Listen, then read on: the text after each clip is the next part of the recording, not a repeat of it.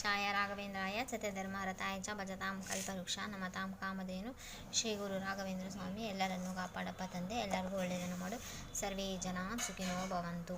ತೊಗೊಂಡಿದ್ದೀನಿ 250 ಗ್ರಾಮ್ಸ್ ತೊಗೊಂಡಿದ್ದೀನಿ. Okay, 250 grams ಬೆಂಡೆಕಾಯಿ ತೊಗೊಂಡು ತೊಳ್ಕೊಬೇಕಿದ್ದನ್ನು ತೊಳ್ಕೊಂಡು ಕಾಟನ್ ಬಟ್ಟೆ ತೊಗೊಂಡು ನೀರು ಒರೆಸ್ಕೋಬೇಕು. ಓಕೆ, ನೀಟಾಗಿ ಒರೆಸ್ಕೋಣ. ಇವಾಗ ತೊಳೆದಿನೆಲ್ಲ ಕಾಟನ್ ಬಟ್ಟೆ ತೊಗೊಂಡು ಒರೆಸ್ಕೊತೀನಿ. ನೀರಿನ ಅಂಶ ಎಲ್ಲ ಹೋಗಬೇಕು. ಓಕೆ, ನೀರಿನ ಅಂಶ ಎಲ್ಲ ಹೋಗೋವರೆಗೂ ಕಾಟನ್ ಬಟ್ಟೆ ತೊಗೊಂಡು ಒರೆಸ್ಕೋಬೇಕು.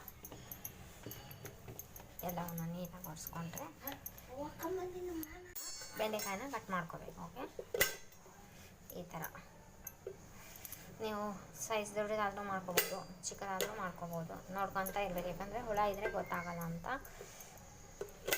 4 ಇಟ್ಕೊಂಡು ಕಟ್ ಮಾಡ್ಬೋದು. ಓಕೆ, ನೆಕ್ಸ್ಟ್ ಹಿಂಗೆ ಯಾವ ಸೈಜ್ ಆದರೂ ಮಾಡ್ಕೋಬೋದು. ಓಕೆ, ತೆಗಿತಾ ಈ ಸೈಜ್ ಆದರೂ ಮಾಡ್ಬೋದು ಅಥವಾ ಚಿಕ್ಕ ಸೈಜ್ ಆದರೂ ಮಾಡ್ಕೋಬೋದು, ಏನು ತೊಂದರೆ ಇಲ್ಲ. ಪ್ರತಿ ಸಲವೂ ಚೆಕ್ ಮಾಡ್ಕೋಬೇಕು, ಯಾಕಂದರೆ ಒಂದ್ಸಲ ಒಳಗಡೆ ಹುಳ ಇರುತ್ತೆ. ಮುಗಿಯುತ್ತೆ. ಹೀಗೆ ತವಾ ಕಾಯಲ್ಲಿ ಇಡಬೇಕು. ಇದರಲ್ಲಿ ಎಷ್ಟೊತ್ತು ಜೋಳದ ರೊಟ್ಟಿ ಮಾಡಿದ್ದೀನಿ, ಹಾಗಾಗಿ ಇದೇ ತವಾದಲ್ಲಿ ಹಾಕ್ಕೊತೀನಿ ಇದನ್ನು. ಓಕೆ, ಇವಾಗ ಫಸ್ಟು ಸ್ವಲ್ಪ ಎಣ್ಣೆ ಹಾಕ್ಕೋಬೇಕು. ಓಕೆ, ಎಣ್ಣೆ ಹಾಕೊಂಡ ನಂತರ ಎಣ್ಣೆ ಮತ್ತೆ ಹಾಕ್ಕೋಬೇಕು. ಬೇಸಿಕ್ ಇಷ್ಟೇ ಸಹ. ನೆಕ್ಸ್ಟ್ ಸ್ವಲ್ಪ ಜೀರಿಗೆ ಹಾಕ್ಕೊತೀನಿ.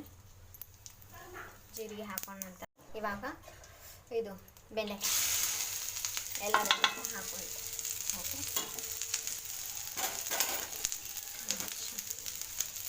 ಬೆಂಡೆಕಾಯಿ ಹಾಕ್ಕೊಂಡು ಫ್ರೈ ಮಾಡ್ಕೋಬೇಕು. ಇದು ಲೋಳೆ ಎಲ್ಲ ಹೋಗೋವರೆಗೂ ಫ್ರೈ ಮಾಡ್ಕೋಬೇಕು. ಸ್ವಲ್ಪ ಎಣ್ಣೆ ಹಾಕ್ಕೊಳ್ತೀನಿ. ಓಕೆ, ಸ್ವಲ್ಪ ಎಣ್ಣೆ ಹಾಕ್ಕೊಂಡು ಫ್ರೈ ಮಾಡ್ಕೊಳ್ತೀನಿ. ಇವಾಗಿನ ಸ್ವಲ್ಪ ಎಣ್ಣೆ ಹಾಕೋಣ.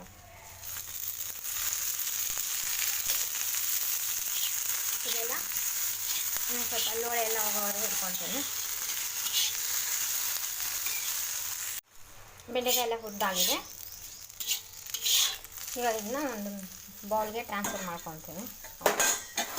ಒಂದು ಬೌಲ್ಗೆ ಟ್ರಾನ್ಸ್ಫರ್ ಮಾಡಿಕೊಂಡ್ರೆ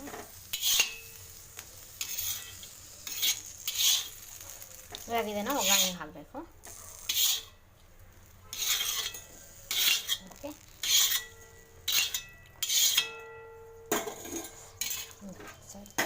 ನೆಕ್ಸ್ಟ್ ಈಗ ಈ ಪಾತ್ರೆಗೆ ಸ್ವಲ್ಪ ಎಣ್ಣೆ ಹಾಕ್ಕೊಳ್ತೀನಿ. ಏನು ಹಾಕೋಬೇಕು? ಎಣ್ಣೆ. ಓಕೆ, ಸ್ವಲ್ಪ ಎಣ್ಣೆ ಹಾಕ್ಕೊಂಡೆ. ಸ್ವಲ್ಪ ಎಣ್ಣೆ ಹಾಕೊಂಡ್ಮೇಲೆ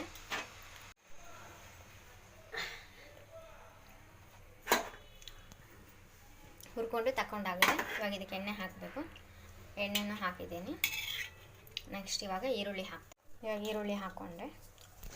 ಈರುಳ್ಳಿ ಹಾಕ್ಕೊಂಡು ಇದನ್ನು ಬಾಡಿಸ್ಕೋಬೇಕು. ಈರುಳ್ಳಿ ಕೆಂಪಗಾಗಬೇಕು. ಓಕೆ,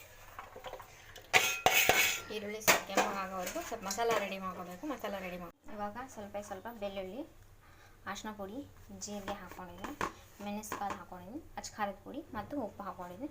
ಇದನ್ನೆಲ್ಲ ಒಂದು ಪೌಡ್ರ್ ಮಾಡ್ಕೋಬೇಕು. ಓಕೆ, ಮಿಕ್ಸಿ ಜಾರ್ಗೆ ಹಾಕಿ. ಓಕೆ, ನೆಕ್ಸ್ಟ್ ಇವಾಗ ಬೆಂಡೆಕಾಯಿ ಹಾಕ್ಕೊಂಡ ನೆಕ್ಸ್ಟ್ ಇವಾಗ ಇದಕ್ಕೆ ರುಬ್ಬಿಟ್ಟಿರುವಂಥ ಮಸಾಲ ಹಾಕ್ಕೋಬೇಕು. ಓಕೆ, ಮಸಾಲ ಹಾಕ್ಕೊಂಡು ಚೆನ್ನಾಗಿ ಕಲಿಸ್ಕೋಬೇಕು. ಎಲ್ಲದು ಹೊಂದ್ಕೊಂಡು. ಓಕೆ, ಎಲ್ಲ ಮಸಾಲ ಹೊಂದ್ಕೊಂಡಾಗ ನೀಟಾಗಿ ಕಲಿಸ್ತೀವಿ. ಓಕೆ, ರೆಡಿ ಆಯ್ತಾ? ಇದನ್ನು ಒಂದು ಸರ್ವಿಂಗ್ ಪ್ಲೇಟಿಗೆ ಹಾಕೋಬೇಕು. ಈಗ ಸರ್ವಿಂಗ್ ಪ್ಲೇಟಿಗೆ ಹಾಕೋದು. Welcome back to Shri Guru Raghavendra veg kitchen. Please like, share, comment, subscribe. Thanks for watching my channel. ಇದು ಆಯ್ತಲ್ಲ, ಅನ್ನ ಸಾರಿಗೂ ಸೈಡ್ ಡಿಶ್ ಆಗಿ ಯೂಸ್ ಮಾಡ್ಬೋದು. ಚಪಾತಿಗೂ ಬರುತ್ತೆ, ಜೋಳದ ರೊಟ್ಟಿಗೂ ಬರುತ್ತೆ, ಹಾಗೂ ಪೂರಿ ಜೊತೆನೂ ತಿನ್ಕೋಬೋದು, ಪರಾಟ ಜೊತೆನೂ ತಿನ್ಕೋಬೋದು. ಎಲ್ಲದಕ್ಕೂ ತುಂಬ ಟೇಸ್ಟಿಯಾಗಿರುತ್ತೆ. Very tasty and easy and healthy recipe. ಒಮ್ಮೆ ಮನೆಯಲ್ಲಿ ಟ್ರೈ ಮಾಡಿ ನೋಡಿ.